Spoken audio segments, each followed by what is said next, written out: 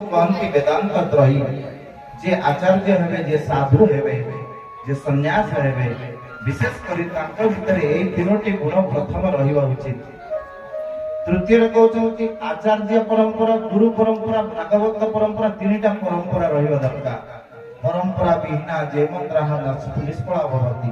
परंपरा कहले कृष्ण कठारु ब्रह्मा ब्रह्मा कठारु नारद नारद कठारु व्यास व्यास कठारु माधवाचार्य माधवाचार्य कठारु ईश्वरपुरी केशव भारती चैतन्य महाप्रभु एई भली भाबरे जेमिति ये गौड़ीय परंपरा भागवत परंपरा आम पर्यंत आसी अछि ये गोटे परंपरा।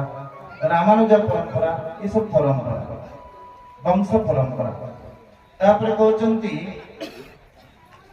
गुरु परंपरा एवं भागवत परंपरा कहले कौन ना भागवत रे किए काहको शिक्षा देछंती जेतबेले जे प्रश्न करूछंती षड संवाद रे 6टा प्रश्न सेतबेले प्रश्न जेतबेले सुखदेव को परीक्षित प्रश्न पचारुछंती परीक्षित को सुखदेव कहउछंती पूर्व इतिहास रे एई कथा मैत्र विद्रोह संवाद अरु मु तुमको कहूछी। एई पूर्व प्रसंग नारद युधिष्ठिर प्रसंग को मु तुमको प्राचीन इतिहास कहूछी। मु तुमको सुत सौनक संवाद र कथा कहूछी। मु तुमको वसुदेव कवि निमि राजांकर कथा कहूछी। मु कृष्ण उद्धवंकर कथा कहूची। अर्थात परंपरा याकु कहती भागवत परंपरा। एक रहला गुरु परंपरा दुई रहला भागवत परंपरा।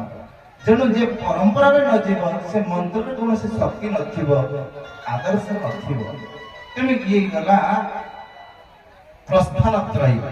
तेनु आज हमें जानिबा ये भागवत र उत्पत्ति किभଳି हला। थरे नारद विचार कले जदि भागवत जन्म न हेबो ए कଳି जुगर जीव माने उद्धार हेबे किभଳି। तेनु से नारद ऋषि कैलाश रे जाई पहुंचिले। देवदेव महादेवंकर अनुपस्थिति रे मां पार्वती अछंती कळ कल्लोळिनी मंदाकिनी प्रवाहिता हेउछंती श्वेत वट निकट रे आनंद मनरे पतिंक अन्वेषण रे बसिचंती अपेक्षारत माता पार्वती।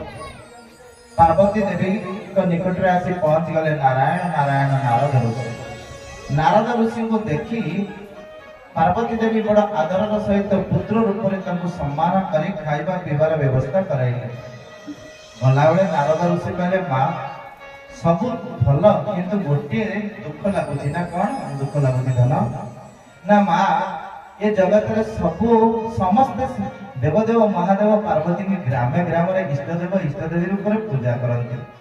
आजिकल लोक के पूजा करते ना कहीं ना केमती